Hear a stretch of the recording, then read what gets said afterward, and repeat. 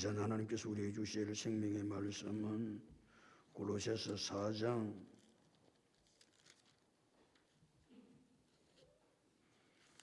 5절 6절.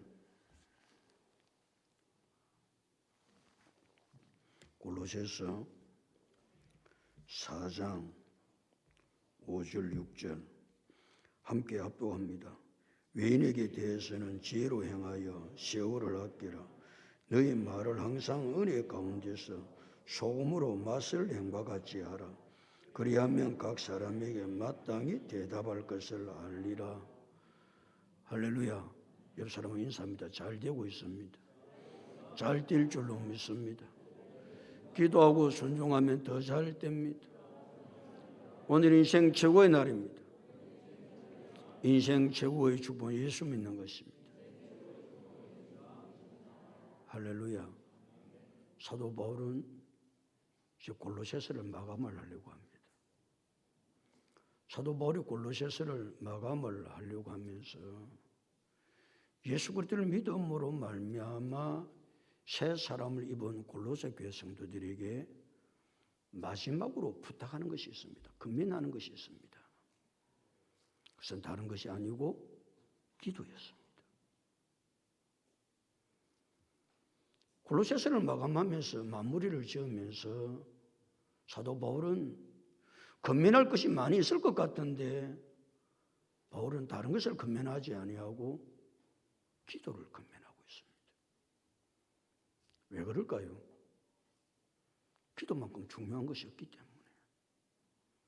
사도 바울은 마지막에 골로새서를 끝내기 직전에 골로새 교회 성도들에게 기도를 권면하고 있습니다. 사도 바울이 기도를 권면할 때 그냥 기도해라 그러지 아니하고 기도의 세 가지를 권면하고 있습니다. 첫 번째, 기도를 계속하라는 것이었습니다. 대답 좀 하시죠. 한두 번 하고 기도는 끝나는 것이 아니고 기도는 어떻게 해야 된다? 계속해야 하는 것입니다. 이것이 너무나 중요하기 때문에 사도 바울은 골로새를 마감하면서 기도를 하라고 하면서 첫 번째 기도는 계속하라는 것이었습니다. 두 번째 기도는 기도에 감사함으로 깨어 있으라는 것이었습니다.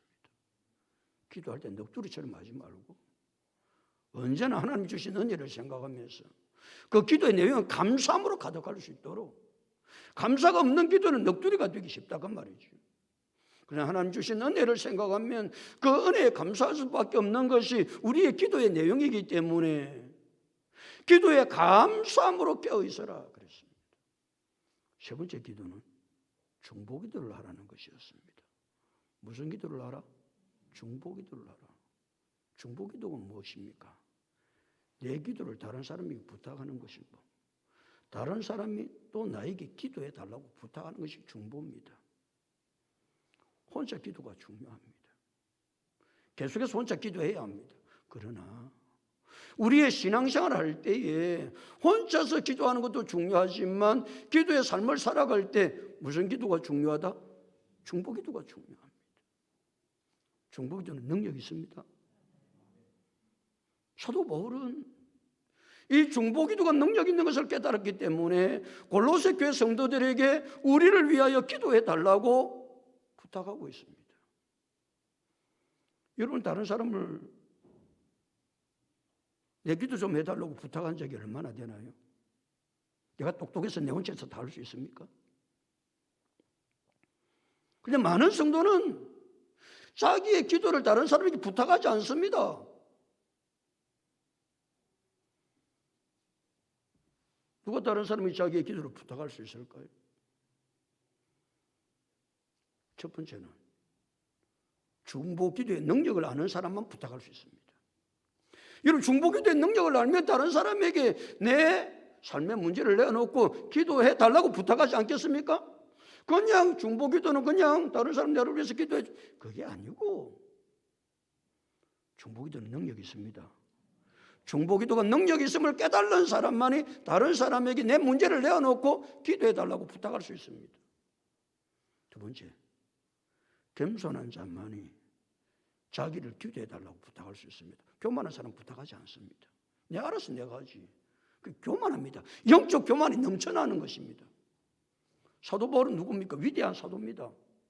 지금 골로새 교회 성도들은 어떤 성도입니까? 어떤 사람들입니까? 신생교회입니다. 교회가 설립되지 얼마 되지는 않습니다. 그들이 기도를 하면 얼마나 하겠다고. 그런 사도 바울은 자기 자신이 겸손하니까, 영적으로 겸손하니까, 아무리 신앙생활 한 지 얼마 되지 않았다 할지라도 중보기도 능력이 있으니까 겸손한 마음을 가지고 골로새 교회 성도들에게 자기의 삶의 문제를 내어놓고 기도해 달라고 했던 것입니다. 누가 다른 사람이 자기 기도를 부탁할 수 있습니까? 마음이 열린 사람. 내 마음이 열려있지 아니하면 다른 사람이 절대로 기도를 부탁 못합니다. 자기를 꽁꽁 닫고 있는 사람은 다른 사람이 자기의 문제를 내어놓기 싫어하고 다른 사람이 자기를 위해서 기도해 주는 것도 아예 싫어합니다. 열린 마음을 가진 사람, 이 열린 마음을 가진 사람은 하나님 앞에 자기의 마음이 오픈된 사람입니다. 그 사람만이 다른 사람에게 자기의 문제를 내놓고 기도해 달라고 부탁합니다. 여러분 삶의 문제를 놓고 다른 사람의 기도 제목을 내본 적이 있나요? 그래서 우리 교회는 아예 셀 예배 때 기도 제목을 다 내게 합니다. 셀 리더가. 당신 기도 제목이 없냐? 셀 리더로 하여금 중보기도를 다 내게 합니다. 저는 이 중보기도가 능력이 있기 때문에 그 문제를, 개개인들의 문제를 셀에 오픈해서 중보기도를 하도록 만들고 있습니다. 또 중보기도를 하기 위해서 무슨 기도를 제가 만들었습니까? 짝기도를 만들었습니다. 왜 짝기도를 만듭니까? 짝을 위해서 중보기도 해달라는 것이요, 2달 동안. 그래서 짝을 위해서 짝기도를 제가 만들었습니다. 셀에서 모여서 기도할 때마다 성도들의, 셀 가족들의 기도의 문제를 내어놓고 함께 기도하도록 만들었고, 짝기도를 만들었고, 새벽에도 기도를 할 때 중보기도를 하게 합니다. 제가 기도 제목을 낱낱이 줍니다. 금요철학 기도회 때도 기도 제목을 얼마나 많이 줍니까? 얼마나 많은 기도 제목을 가지고 함께 중보하고 있는지 모릅니다. 중보기도 능력이 있습니다. 능력이 있기 때문에 우리는 중보기도의 자리에 온 성도가 나와서 함께 기도해야 될 줄로 믿습니다. 11월 1일부터 21일까지는 다니엘 기도회를 합니다. 다니엘 기도회도 무슨 기도입니까? 중보기도입니다. 중보기도. 다니엘 기도회는 다니엘 10장에 보면 세1회 동안 기도를 합니다. 세1회가 21일이죠. 21일 동안 뜻을 정합니다. 세1회 동안 뜻을 정하고 하나님 앞에 간절하게 기도해서 하나님께서 하늘 문을 여시고 다니엘의 삶 속에 놀라운 은혜를 베풀어 주신 것이 다니엘 기도입니다. 그래서 우리 교회는, 서울의 오른 교회가 실시하는 다니엘 기도회 11월 1일부터 21일까지 21일 동안 다니엘이 세1회 동안 뜻을 정하고 기도해서 응답받아서 하나님 놀라운 역사를 이루어갔던 것처럼 말이에요. 이번 다니엘 기도회 동안 여러분의 개인의 기도 문제뿐만 아니라 중보기도를 통해서 하나님 응답하시고 역사하시는 놀라운 은혜를 체험하는 다니엘 기도회가 될 수 있기를 예수님의 이름으로 축복합니다. 사도 바울은 골로새 교회 성도들에게 중보기도를 부탁할 때 내 좀 위해서 기도해다오. 이거는 중보기도가 아닙니다. 목사님 죄를 위해서 기도 좀 해주세요. 기도가 장난입니까? 이렇게 말하는 사람도 있습니다. 목사님 죄를 위해서 기도해 주세요. 뭐를? 기도를 할 때는 구체적으로 기도해야 됩니다.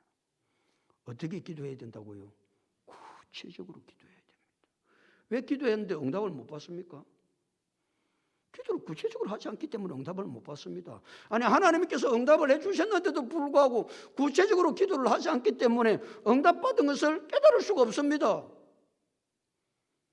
다른 사람한테 내 삶의 기도를 부탁할 때도 구체적인 기도 제목을 주어야 됩니다. 구체적인 기도 제목.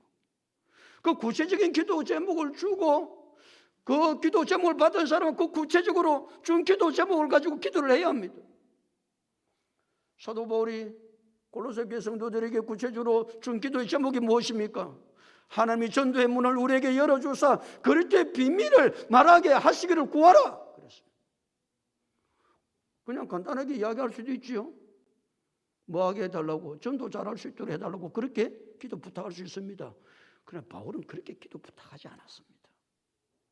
기도를 부탁할 때는, 아니 내가 기도를 할 때는 다른 사람이 내 기도를 부탁할 때도 언제나 어떻게 해야 된다, 구체적으로 기도 제목을 내줘야 됩니다.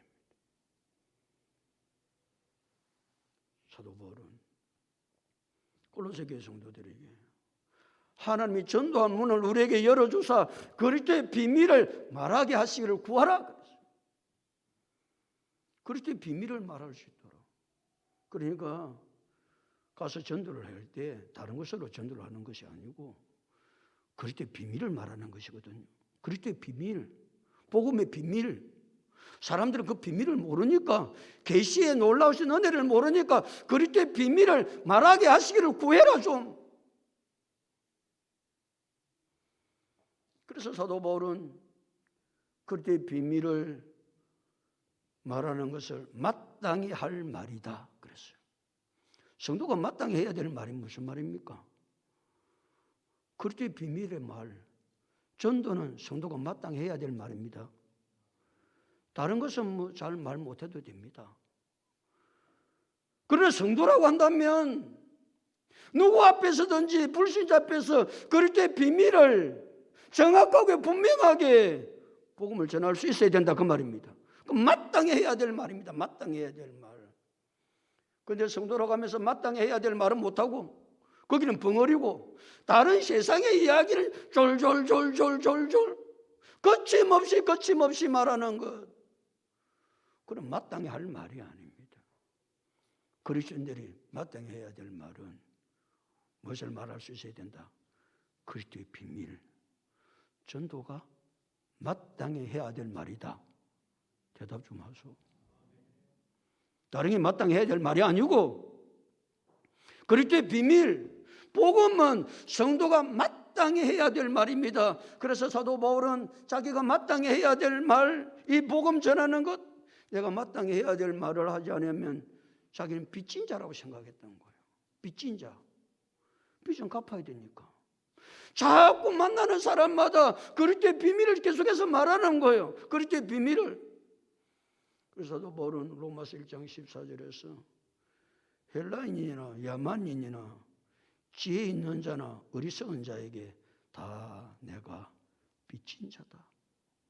사도 바울은 복음 전하는 것이 마땅한 일인 줄 알아? 이 복음 전하는 것은 하지 않으면 내가 빚을 지고 있는 것 같기 때문에 내가 이 빚을 갚아야지, 이 빚을 갚아야지. 그래서 그리스도의 비밀을 전하는 것을 마땅한 일인 줄 알고 사도 바울이 복음을 전했던 것처럼 다른 말은 마땅한 말이 아닙니다. 성도가 마땅히 해야 될 말이 무슨 말이라고요? 그리스도의 비밀을 말할 수 있어야 됩니다.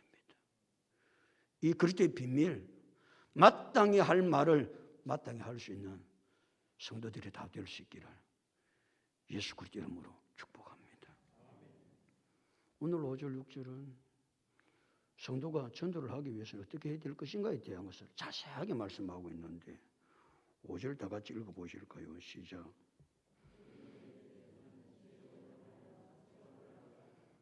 누구에 대해서는, 외인에게 대해서는, 외인이 누굽니까? 외계인입니까? 외인이 누구냐고요? 예수 그리스도를 믿지 않는 사람이 외인입니다. 우리는 누굽니까? 내인입니다. 내인. 그리고 불신자가 외인입니다. 예수 그리스도를 믿지 않는 사람이 외인입니다. 그리고 외인, 전도는 누구한테 하는 겁니까? 그럴 때 비밀을 마땅히 할 말은 누구한테 해야 됩니까? 외인에게 해야 되죠. 외인에게 하지 아니하고 어떻게 전도가 됩니까? 전도는 외인에게 하는 겁니다. 그럼 외인에게 예수 그리스도를 믿지 않는 사람에게 전도를 하려면 어떻게 해야 됩니까? 다시 외인에게 뭐하여서는 대해서는, 외인에게 대해서는 이전 성경은 외인에게 향하여서는 그렇게 표현했거든요. 그 외인에게 행한다는 말이 무슨 말입니까? 외인한테 나아간다 그 말입니다. 자, 전도를 하려면 누구에게 나아가야 되죠? 외인에게, 불신자에게 나아가야 전도가 될 거 아닙니까? 그 말을 좀 더 풀어서 설명하면 불신자 관계를 잘 맺어야 된다 그런 말입니다. 불신자와 관계를 잘 맺어야 됩니다. 전도는 불신자에게 하는 거거든요. 성도끼리 관계를 잘 해야 됩니다. 교제를 잘 해야 됩니다. 그러나 성도끼리 교제도 중요하지만 전도를 하기 위해서는 누구하고 교제를 잘 해야 된다? 불신자, 예수 믿지 않는 사람하고 교제를 잘 해야 됩니다. 우리는 대부분이 성도들끼리는 교제를 잘해요. 관계를 잘 맺어요. 그런데 불신자하고는 담 쌓고 사는 거예요. 그럼 누구한테 전도할 건데? 그럼 전도가 됩니까? 불신자와 관계를 맺지 아니하고는 전도가 절대로 되지 않습니다. 그러니까 전도를 하려면 우리 성도는 누구와의 관계를 끊임없이 맺어야 된다. 불신자와 외인과 관계를 끊임없이 맺어야 됩니다. 우리 옛날에 그러죠. 호랑이를 잡으려면 어디 가야 잡는다고요? 호랑이 굴에 들어가야 잡습니다. 호랑이 굴에 들어가지 않고는 절대 호랑이를 잡을 수가 없습니다. 우리가 전도를 하려면 누구 속에 들어가야 됩니까? 불신자들 속에, 예수 믿지 않는 자 속에 들어가야 됩니다. 가끔 전도 대상자를 정하라고 그러면 우리 성도들 가운데 목사님 저는 전도 대상자가 없습니다. 그게 말이 됩니까? 이런 창원의 인구가 대략 몇 명입니까? 100만 명입니다. 100만 명. 창원 인구가 100만 명입니다. 창원 인구 속에 100만 명 속에 예수 믿는 사람이 몇 퍼센트나 될까요? 10%도 안 됩니다. 10만 명이 예수 안 믿습니다. 10만 명 정도가. 그러면 예수 안 믿는 사람이 얼마나 됩니까? 90만 명이 넘습니다. 그런데 전도 대상자가 없다고요? 전도 대상자가 없다라는 말은 누구하고 담을 쌓고 산다? 불신자하고 담을 쌓고 사는 거예요. 그러면 절대로 전도는 안 됩니다. 하나님의 나라는 확장 안 됩니다. 우리는 성도들과도 관계를 잘 맺어야 되지만 끊임없이 누구하고도 관계를 많이 맺어야 된다. 불신자들 속에 뛰어들어서 그들과 관계를 맺지 않으면 절대는 전도는 되지 않습니다.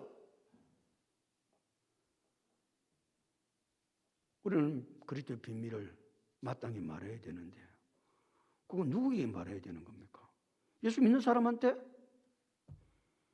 그리스도의 비밀을 마땅하게 말해야 되는데 그것은 예수 그리스도를 믿지 않는 불신자들의 외인에 대해서 해야 됩니다.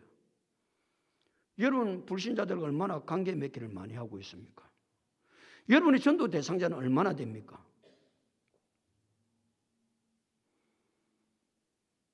그래서 저는 최소한 우리 성도 한 사람이 전도 대상자 몇 명은 정하자고 제가 했습니까? 3명은 정하자고 했던 겁니다. 3명만 정해야 되는 게 아닙니다. 전도 대상자가 수해야 됩니다. 그런데 그 전도 대상자가 없다는 이야기는 불신자와 관계 맺기를 하지 않고 있다는 반증입니다. 사랑하는 성도 여러분, 하나님께서 가장 원하시는 하나님의 나라를 확장하는 것입니다. 하나님의 나라를 확장하기 위해서는 제일 먼저 해야 될 일이 무슨 일이라고요? 불신자와 관계 맺기를 잘해야 합니다. 자, 또다시 오죠. 위인에게 대하여서는 그 다음에 무엇으로 하고? 지혜로 행하여. 전도할 때 뭐가 있어야 된다는 겁니까? 지혜가 있어야 된다는 겁니다. 전도는 막무가내로 아이고 막 열정 있어가지고 전도하지. 그럼 전도는 다 막습니다. 그래서 자기 열정만 가지고 지혜도 없이 그냥 열정 가지고 전도해서 전도문을 막는 경우가 엄청 많습니다. 전도는 중요합니다. 그런데 무엇을 가지고 전도를 해야 된다? 지혜를 가지고 전도를 해야 합니다. 예수님께서 마태복음 10장에서 12제자에게 전도를 내보내십니다. 전도를 내보내실 때 예수님께서 당부한 말씀은 마태복음 10장 16절입니다. 너희는 뱀같이 지혜롭고 비둘기같이 순결하라. 두 가지를 딱 당부합니다. 뭐같이 지혜롭고 뱀같이 지혜롭고 비둘기같이 순결해야 된다. 이렇게 말씀을 하세요. 전도를 할 때는 지혜가 없으면 절대 전도가 안 됩니다. 열심 가지고 내 열정 가지고 전도하면 전도의 문 다 막힌다. 그래서 우리 교회는 지혜롭게 전도하기 위해서 관계 맺기 3원칙을 정해서 다 말씀하고 있습니다. 관계 맺기 3원칙 첫 번째가 무엇입니까? 손해바랍니다. 여러분 불신자 관계를 잘 맺으려면 언제나 내가 뭐 해야 된다? 손해봐야 관계 맺기를 할 수 있습니다. 내가 손해보지 아니하면 절대로 관계 맺기가 안 됩니다. 세상 사람은 아니 예수제자들도요. 일은 하나 손해 안 보려고 그러면 자기 거 손해 안 보려고 그럽니다. 그러니까 손해 안 보려고 하니까 사람이 따르지를 않습니다. 그러나 내가 손해 보면요. 사람이 많이 따라옵니다. 왜? 먹을 게 있거든. 그 사람한테 가면 자기한테 유익이 되거든. 그러니까 여러분은 전도를 하려면 불신자 관계 맺기를 맺어야 된다. 관계를 맺어야 되는데 그 첫 번째 관계 맺기 3원칙의 첫 번째가 원칙이 뭐라고요? 손해봐야 합니다. 대답 좀 하소. 떡볼 생각 하나도 하지 마시고 여러분 전도를 하기를 원한다고 한다면 지혜롭게 전도해야 되는데 그 지혜롭게 전도하는 가운데 첫 번째가 손해보는 것입니다. 두 번째가 뭐 하는 것입니까? 잘 섬기랍니다. 잘 섬겨. 섬김 있는 곳에 행복이 있습니다. 잘 섬기는 사람 옆에 오면 기분이 좋습니다. 얼마나 행복한지 모릅니다. 그러니까 관계 맺기 두 번째 원칙은 잘 섬기랍니다.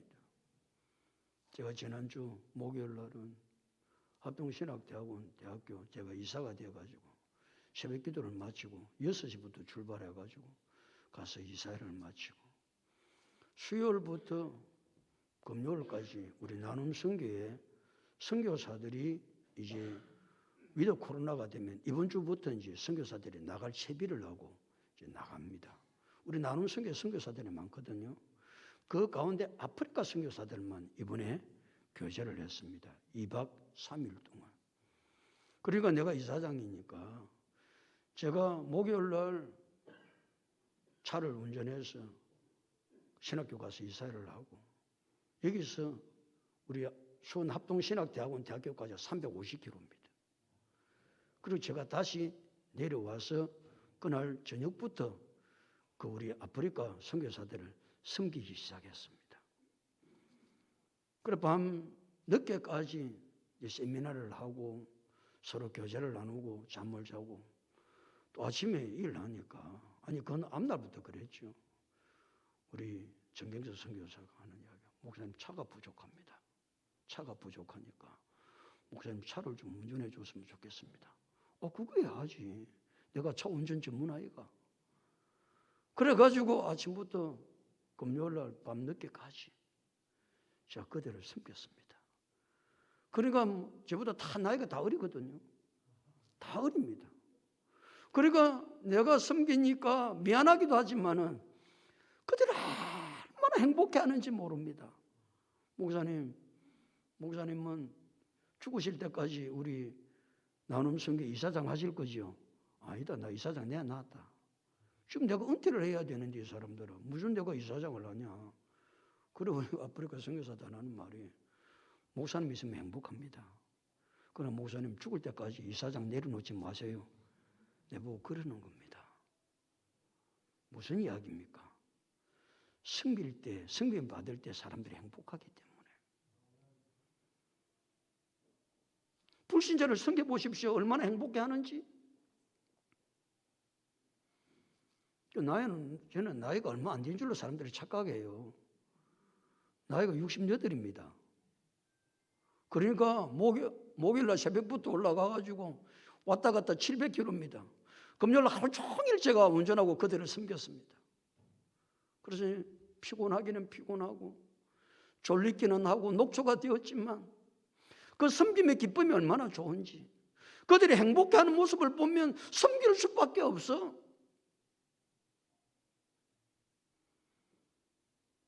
지혜롭게 해야 지혜롭게. 불신자들과 관계 맺기를 할 때 두 번째 원칙이 섬기는 것입니다. 세 번째 원칙이 무엇입니까? 겸손하라는 것입니다. 자기 거 손해봐. 그 섬기려고 하면 또 아무것도 없이 섬깁니까? 자기 거 손해봐. 섬겨. 그런데 마지막에 겸손하지 아니하면 사람이 따르지를 않습니다. 언제나 겸손이지요. 나를 드러내지 아니하고 내가 한 것은 아무것도 아니라고 생각하고 그들만 즐겁고 그들만 행복하고 선교사들이 나가서 선교를 해야 될 판인데 이번 주부터 나가기 시작합니다.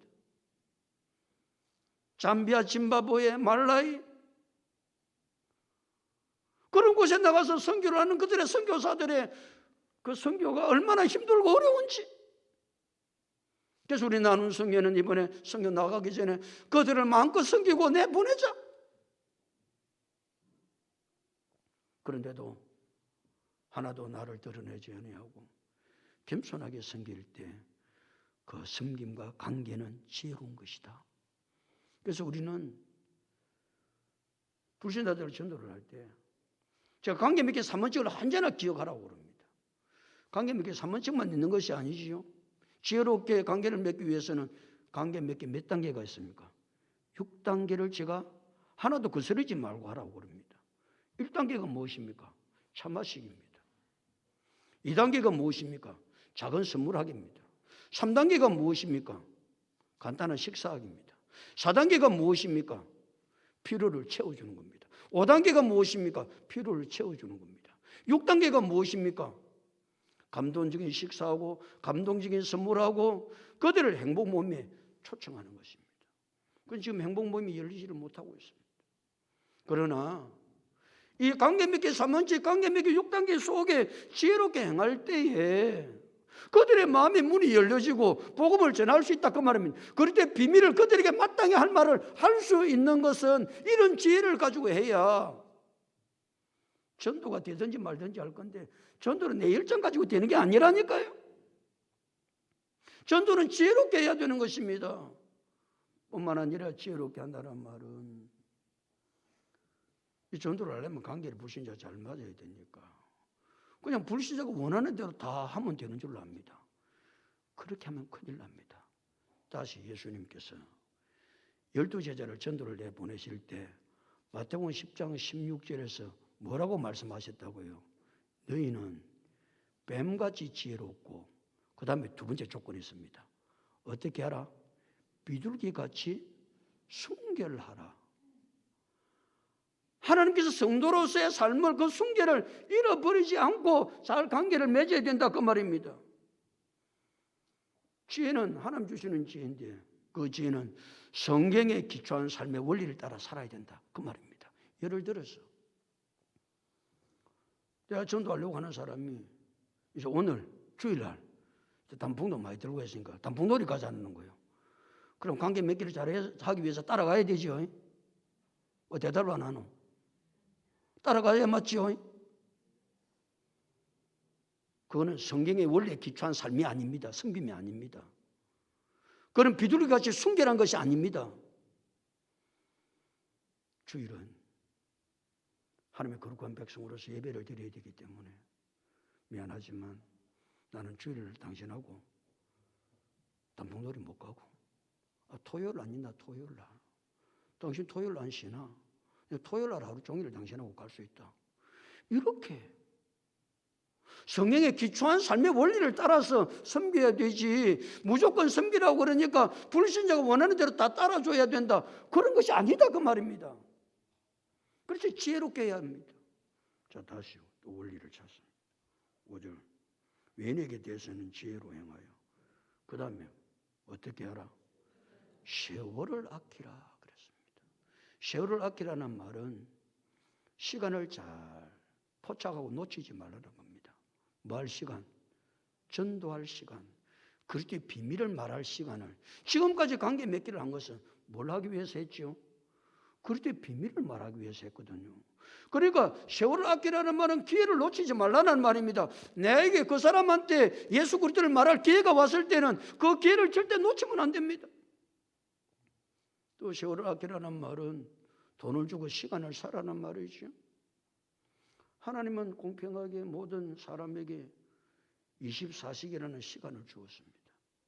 그런데 어떤 사람은 이 시간을 아주 값지게 보내는 사람이 있어요. 쪼개가지고.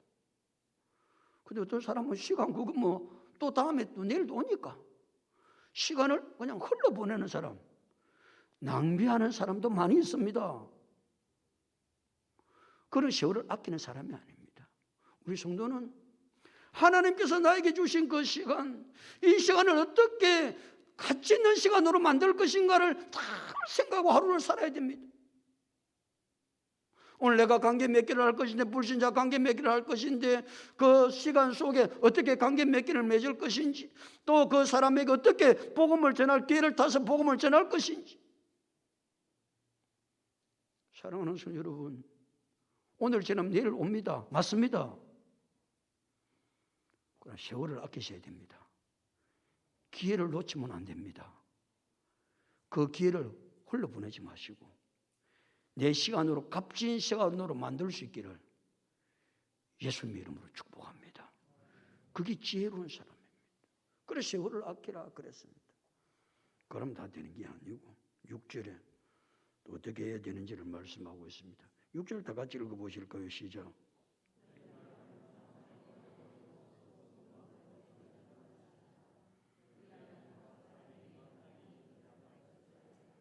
너희 말을 어떻게 하라고요? 항상 은혜 가운데서 하라는 겁니다. 말이 중요하죠. 뭘 만나서 하는 게 대하니까 어떤 말을 하는가가 굉장히 중요합니다. 말은 어디서 나옵니까? 내 속에서 나옵니다. 그래 내 속이 선으로 가득한 사람은 그 사람 늘 선한 말을 합니다. 그 사람 늘 선한 말을 해요. 그 다음 내 속에 악이 가득한 사람은 늘 악한 말을 해요. 그래 그 사람 말 들어보면 대충 압니다. 늘 악한 말을 해요. 그런데 오늘 성경은 우리에게 무슨 말을 하라고 하는가? 항상 은혜스러운 말을 하라는 거예요. 어느 생활에 두 가지 원칙이거든요. 성도는 말을 할 때에 항상 은혜되는 말을 해야 된다. 은혜되는 말. 그러니까 그 말이 은혜가 되지 않으면 하면 안 됩니다. 상대방이 들었을 때 내가 말을 할 때는 내가 하는 말이 은혜가 되어야 된다 그 말입니다. 그러려면 내 마음이 무엇으로 가득해야 됩니까? 하나님의 은혜로 가득해야 합니다. 그러니까 하나님의 은혜로 내 심령이 가득한 사람은 말을 할 때마다 그 사람이 말은 은혜로 말을 하는 거예요. 은혜로 말을 하면 그 사람 말을 들으면 기분이 좋습니다. 이야, 감동이 됩니다. 참 은혜 되네. 너무 기쁘고 좋네. 감동되네. 우리의 말이 그래야 된단 말이에요. 그런데 은혜로 말을 안 하면 듣는 사람으로 짜증납니다. 말 듣기 싫습니다. 기분이 되게 나쁩니다. 마음이 상합니다. 그런 사람 말도 많거든요. 말을 하기는 하는데 그 사람의 말에 은혜가 없으니까 짜증스럽고 기분이 나쁘고 내 마음이 상하고 그럼 어떻게 생각하지요? 다음에 절대로 네 만나는 거 봐라. 네 같은 인생은 절대 안 만나. 그런데 은혜로 말을 하면요 또 그 사람 만나고 싶은 거예요. 만나서 이야기 들으면 기분이 좋거든요. 힘이 나거든요. 소망이 생기거든요. 감동이 되거든요. 그러니까 그 사람은 자꾸 만나고 싶은 거예요. 항상 은혜로 말을 하라는 거예요. 그러니까 한번 은혜로 말하고 끝이면 되는 게 아니고 항상 은혜로 말을 하려면 내 혀를 길을 들여야 된다고 야고보서 1장 26절에 말씀하고 있어요. 자기 해를 길들이지 않는 자는 갱건이 헛되다. 자기는 갱건의 삶을 산다고 그러는데 한번 그 말이 훈련되지 않는 사람 말, 은혜롭지 못한 말을 탁 내뱉으면 그 모든 것은 허사가 다 된다 그 말입니다. 그만큼 말하면 중요합니다. 지금까지 쌓아놨던 것이요, 말 한마디로 다 무너집니다. 그러니까 우리의 언어 생활이 원칙을 두 가지를 말씀하고 있는데, 그건 뭐 전도뿐만 아니라 우리의 삶의 원칙입니다. 첫 번째가 어떻게 하라?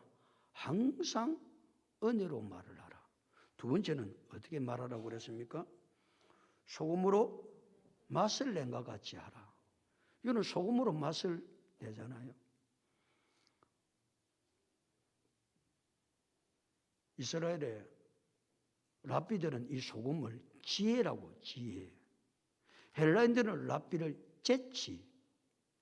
그러니까 말을 들어보면요, 그 사람이 말이 지혜로워 아주 재치가 있는 사람이 있습니다. 그 말이 몸이 건조하지 않아요. 그 사람이 있으면 말하는 시간에요, 대하는 시간에 얼마나 유익하고 기쁘고 즐거운지 몰라요. 마치 무엇을 치는 것처럼, 소금으로 맛을 내는 것처럼 그 사람의 말 한마디 한마디가 얼마나 그 분위기를 바꾸고 즐겁게 하고 유쾌하게 하고, 말이 그래야 되지. 말을 한다는 말이 언제나 다른 사람의 마음을 상하게 하고 기분 나쁘게 돌아설 수 있도록 언어는 그렇게 사용하면 안 된다. 그러니까 우리의 일상적인 삶 속에서도 특별히 뭘 할 때, 전도를 할 때는 뭐가 중요하다? 내 말이 중요하다.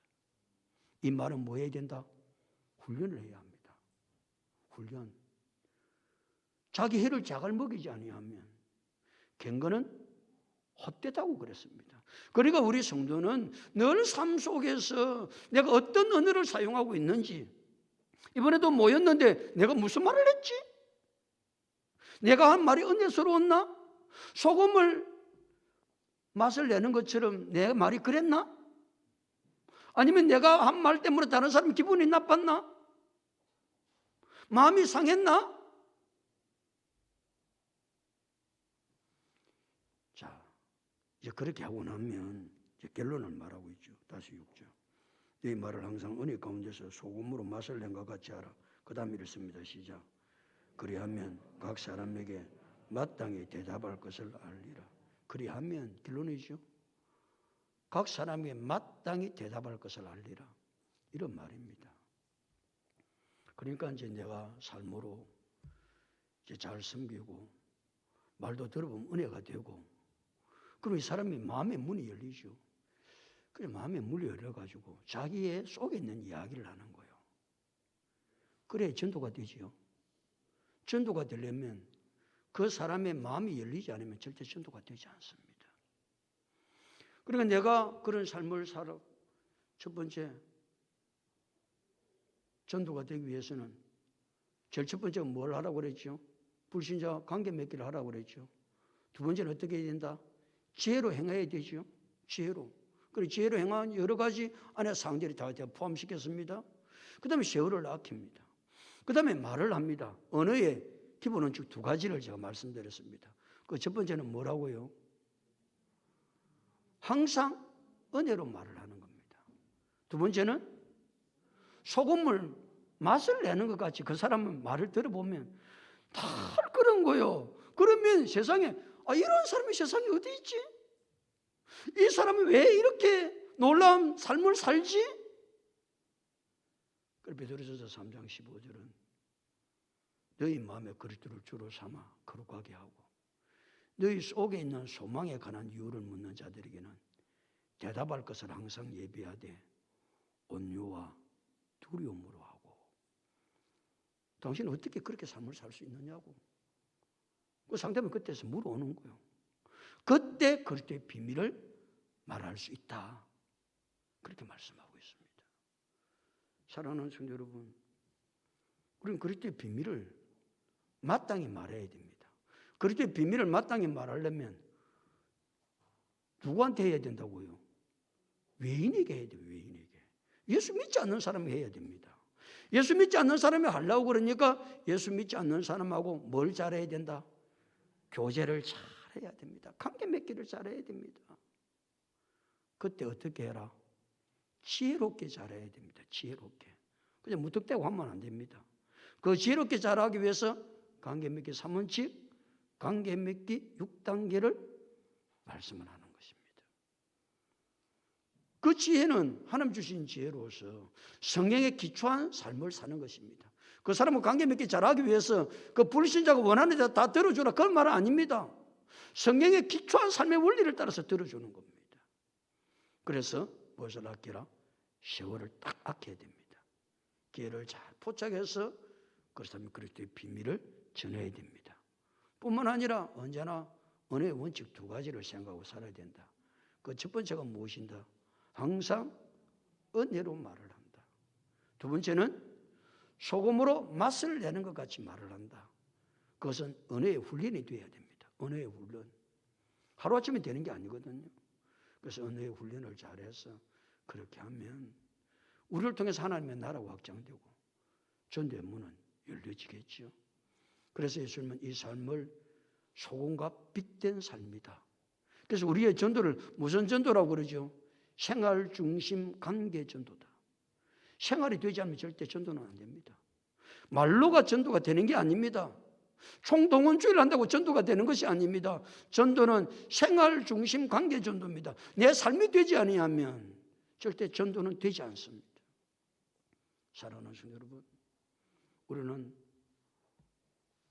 전도 대상자를 정했습니다. 432명. 한 사람이 저는 최소한 3명의 전도 대상자를 정하고 전도해야 된다고 기본적으로 우리는 1년에 2차례씩 합니다. 그래 이 전도는 그냥 되는 것이 아니고 내 삶이 되어야 전도가 된다. 그래서 우리의 전도가 생활 중심 관계 전도는 언제나 기억하고 하나님께서 원하시는 하나님의 나라를 확장해 갈 수 있는, 아니 그렇게 비밀을 마땅히 말할 수 있는 우리 모든 성도들이 다 될 수 있기를 예수 그리스도 이름으로 축복합니다.